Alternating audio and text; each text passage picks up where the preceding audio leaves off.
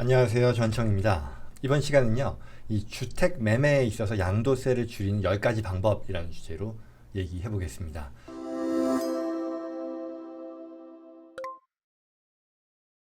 주택 매매요, 양도세가 얼마냐? 우리는 당연히 이익을 많이 내고자 하죠. 그 말은 싸게 사서 비싸게 팔려고 할 것이고요. 이로부터 나오는 이득을 우리는 일반적으로 자본이득, 캐피털 게인이라고 부릅니다. 그리고 소득을 늘리고 그리고 한편으로는 늘어난 소득에 비해 세금은 덜 내고 싶어 하는 거죠. 너무 당연한 거겠죠. 그리고 여기서 우리가 사고 파는 대상이 되는 자산이 뭐냐라는 건 그렇게 중요하지는 않을 거예요. 그것은 뭐 주식일 수도 있고 부동산일 수도 있고 또는 뭐 이런 콜렉터블, 뭐 오래된 빈티지 자동차일 수도 있겠고 다른 어떤 것도 될 수 있을 겁니다. 자산인 거죠. 그래서 이 자산을 예를 들어 내가 100불에 샀는데 나중에 140불에 팔았어요. 그러면 40불의 이익이 생기는 것이고요. 여기에 대한 세금을 내게 되는 거죠. 그리고 앞서 말씀드린 대로 우리는 이와 같은 소득에 대해 세금을 내는 것을 피하고자 한다는 거죠. 합법적으로. 이게 소득세가 뭐 주 이런 것까지 다 감안을 하면 뭐 30에서 50% 이상까지도 올라가니 이걸 번 돈 다 세금으로 내면 이 어떤 경제적인 자유를 달성하는 데 있어서 여러 가지 제약이 생기는 거잖아요. 그래서 오늘은요, 합법적으로 양도세를 줄이는 매우 쉬운 방법 10가지에 대해서 한번 살펴보려고 합니다. 제가 이제 보통 영상을 준비하면 쉬운 내용도 물론 있지만 어려운 내용들 그리고 또 아주 기술적인 내용을 어쩔 수 없이 다뤄야 되는 그런 상황들도 있잖아요. 그럼에도 되도록이면 좀 직관적으로 이해할 수 있게 이해하기 쉽게 설명하려고 노력하는데요. 오늘은 이해하기 쉽게 도와드린다는 것보다는 그냥 실제로 쉬운 내용입니다. 매우 쉽다라고 하는 이유는요, 우리가 이걸 텍스 플래닝이라고 거창하게 부를 만하지도 않을 수 있거든요. 그래서 굉장히 간단하고 실생활에서 우리가 충분히 고려해 놓고 또는 감안해 놓고 적용하면 혜택을 보는 그런 사안이라고 하겠어요. 그래서 어쩌면 한편으로는 이런 배경에서 오히려 간과하기 쉬운데요. 그러나 간과하지 않고 우리가 지키면 충분히 큰 효용을 누릴 수 있는 10가지 방법 다뤄보겠다는 거죠. 시작해 볼게요. 첫 번째는요, 부동산이요. 우리가 부동산을 기준으로 얘기를 할 텐데 적어도 1년은 보유해라 라는 겁니다. 매각 이전에. 왜냐하면요, 보통 이런 이 부동산 자산을요 1년 미만으로 보유하고 그리고 이후에 매각해서 차익을 얻게 되면요 소득세율이 높아집니다. 이건 소득세율이 적용되는 기준 때문인데요.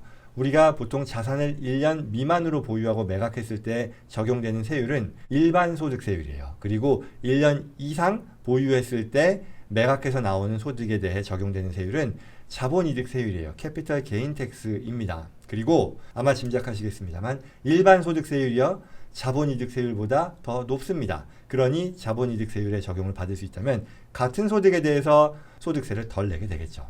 지금 보이시는 테이블을 한번 보면은요, 이거는 결혼한 사람들이요 부부 공동으로 신고할 때 적용되는 일반 소득세율이에요. 그러면 택서블 인컴이 2만 불까지에 대해서는 10%가 적용된다 나오죠. 그리고 2만 불부터 8만 3천 불까지에서는 12%가 적용이 되고 쭉쭉쭉 가서 최대 뭐 64만 불 이상의 소득에 대해서는 37% 연방세입니다. 적용이 되잖아요. 근데 이에 비해 캐피탈 게인 텍스 레이트를 또 테이블로 이렇게 이어지는 걸 보시면요, 요 두 번째 줄이잖아요. 우리가 부부 공동으로 신고하는 경우인데요.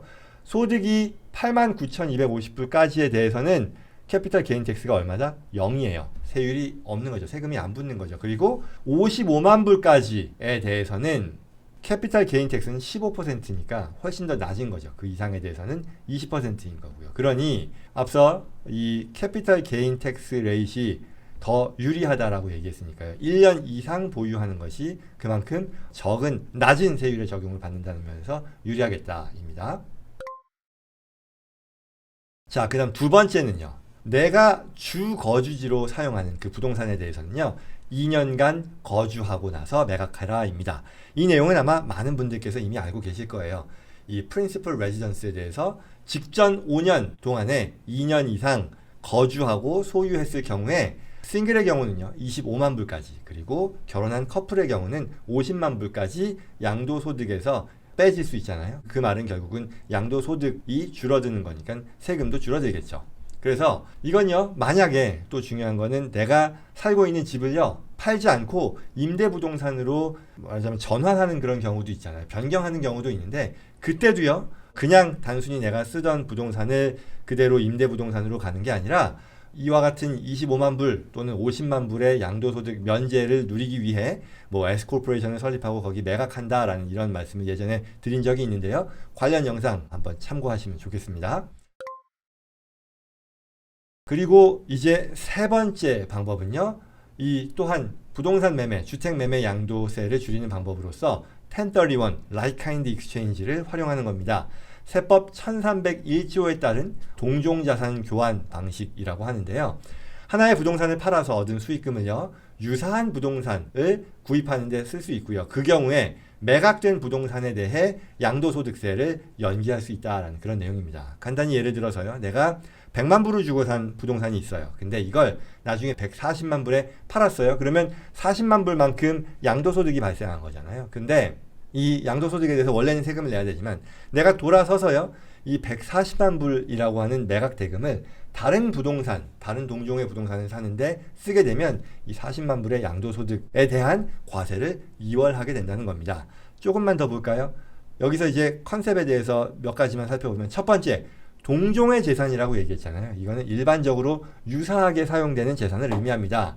뭐 예를 들어서요. 우리가 임대부동산을 팔고 그 수익을 말하자면 다른 임대부동산을 사는데 쓰는 그런 상황을 말하겠죠. 근데 예를 들어 임대부동산을 샀는데 만약에 내가 사치성 차를 샀어요. 페라리를 샀어요. 이런 것들은 인정받지 못한다라는 거고요. 그 다음에 종종 받는 질문으로서 미국의 부동산을 팔았는데 한국의 부동산을 사도 되냐? 또는 반대죠. 사실은 반대가 더 많은 것 같아요. 한국 부동산을 팔고 그 매각 대금으로 미국 부동산을 사면 이 동종자산 교환에 따른 이 텍스 디펄 이연이 가능하냐 물어보는데요. 안 됩니다. 미국 내에서는 미국 내 자산 그리고 해외 자산에 대해서는 해외 자산에 대해서 동종 교환의 인정을 받습니다.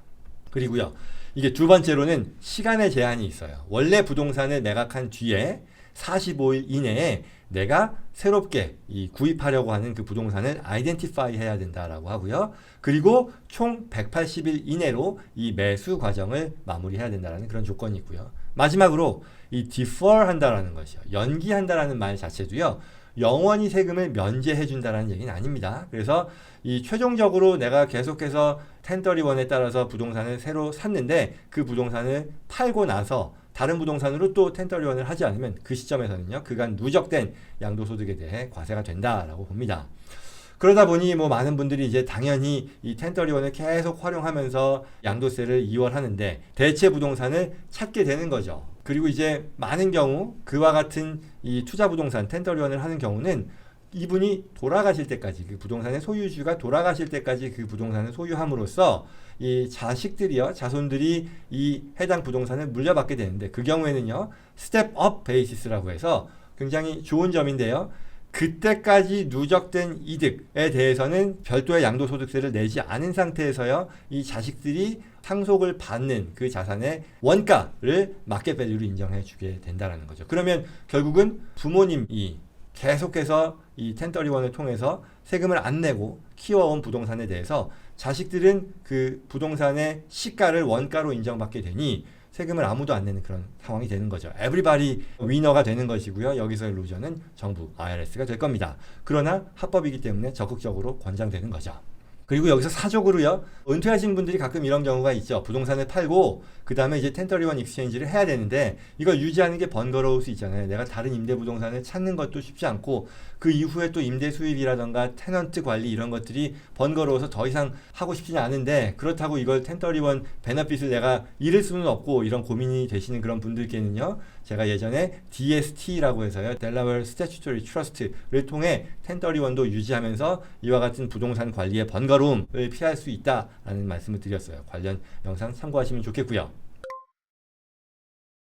자, 그 다음 네 번째로는요. Self-Directed IRA라는 게 있어요. 이걸 활용해서 부동산에 투자해라 라는 건데요. 우리가 잘 알고 있는 일반 IRA 또는 뭐 Roth IRA 그 밖에도 뭐 이런 뭐 SEP IRA 뭐 이런 Retirement 플랜들이 있죠. 여기서 모두 공통적으로는요. 세금을 안 내는 계좌잖아요. 물론 뭐 IRA라는 것이 세금이 안 내고 이제 2월이 돼서 나중에 은퇴 후에 찾을 때 그 금액에 대해서 세금 내는 구조인데 아무튼 이와 같은 IRA, Roth IRA의 단점은요.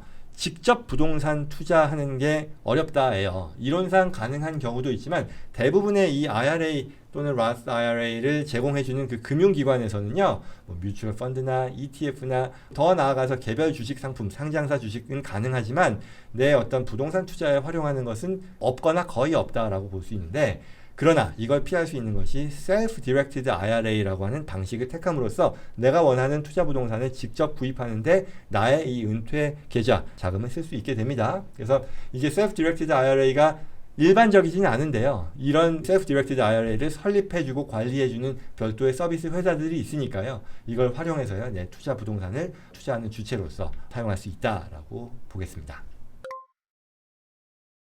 자, 그 다음에 다섯 번째는요, 부동산 업그레이드에 발생한 비용을 잘 챙겨 놓자입니다.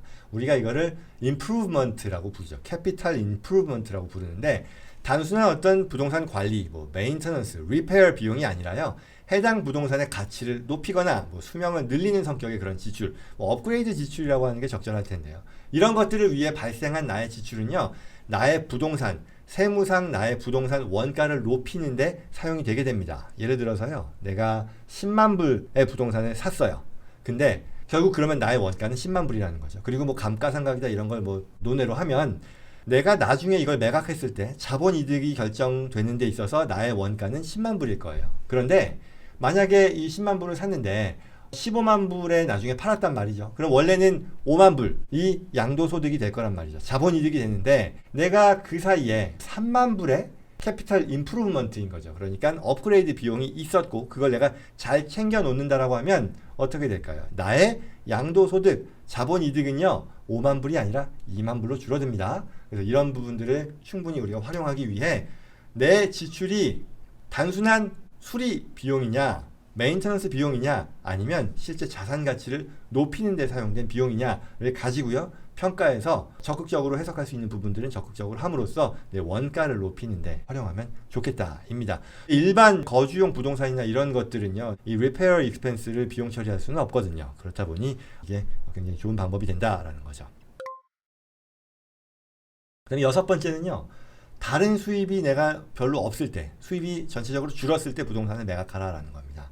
뭐 예를 들어 내가 그동안 잘 해왔는데 근데 금년에 뭐 해고가 됐거나 아니면 뭐 이런저런 이유로 해서 소득이 많이 줄었어요. 소득 측면에서 좀 힘든 한 해를 보고 있다면 그게 부동산 매각이라는, 내 캐피털 에셋의 매각이라는 측면에서는 좋은 시기라고 볼 수 있습니다. 왜냐?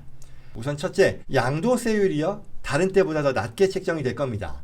이와 관련해서는 앞서 살펴봤던 테이블 다시 한번 보면요, 이게 결혼해서 공동신고를 하는 경우라고 할게요. 내 소득이요 89,000불까지에 대해서는 이 캐피털 게인 텍스가 없다 그랬어요. 그렇죠?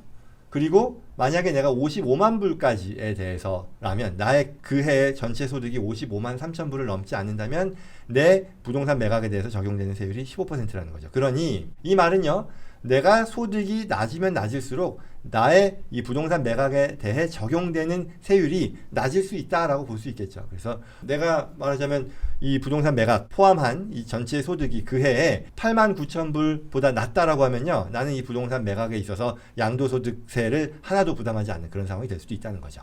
그리고 사실 프랙티컬하게는요, 다른 수입이 줄었기 때문에 현금이 필요하죠. 그렇다 보니 또 그런 면에서도 부동산을 매각하는 데 있어서 적기라고 볼 수도 있을 것이고요. 자, 그 다음으로 일곱 번째는요, 과세소득을 줄여라입니다. 이거는 여섯 번째하고 어떻게 보면 연관되는, 이어지는 내용이라고 할 수 있을 텐데요. 그게 소득이 줄었을 때 매각하라라는 거였잖아요. 그렇다면 이 말은 좀 더 방향을 바꿔서 얘기를 하면, 실제로 내가 그렇게 할 수 있다면 부동산을 매각하는 해의 소득을, 다른 소득을 줄일 수 있으면 줄여라라는 그런 말이기도 하겠죠. 왜냐하면 뭐 같은 이유죠. 이 소득이 전체적으로 줄어들면 양도소득에 대해 적용되는 세율을 적게 할 수 있을 테니까. 그래서 우리가 소득을 줄인다라는 것이 뭐 IRA라던가 뭐 SEP IRA라던가 이런 것들을 통해서 그 해의 과세소득을 줄이는 것도 가능할 것이고요. 또는 우리가 자주 하는 뭐 Private Foundation과 같은 개인 자선기관을 설립해서 그쪽에 내가 컨트리뷰트를 함으로써 이 기부금 공제를 받는 거죠. 그래서 당해에 과세소득들을 또한 줄일 수 있는 것이고요. 그리고 그때 부동산을 매각하면 양도소득을 낮게 책정받을 수 있다는 그런 얘기죠. 그리고 여덟 번째요, 이제 다른 자산 매각으로부터 손실이 발생했을 때 부동산을 매각해서 그 부동산 매각에서 발생한 이익을요, 다른 자산 매각에서 발생한 손실로 줄이는데 활용할 수 있도록 하자라는 거죠. 이걸 뭐 전문 용어로는 loss harvest라고 하는데요. 뭐 harvest니까 이제 거둬들이는 거죠. 로스가 발생한 걸 우리가 수확한다라는 뜻인데, 결국 이게 다른 자산들에서 손실이 많이 발생했을 때 부동산에서 발생하는 양도소득을 상쇄할 수 있도록 쓰자라는 얘기고요. 당연히 뭐 세금을 줄이기 위해서 다른 자산을 팔 필요가 없는데 지금 팔겠다라는 그런 얘기는 아닐 것이고요. 그럼에도 이게 뭐 예컨대 실제 내가 실현하지 않은 손실이 있을 때 이도저도 못하고 있는데 이걸 내가 양도소득이 발생하는 자산의 매각에 상쇄하는데 활용함으로써요, 내가 확보하는 현금이 그만큼 양도소득을 줄인 것만큼 늘어나는 거잖아요. 그때 또 더 유망한 투자에 활용할 수 있다는 점에서 우리가 고려할 수 있다 하겠죠.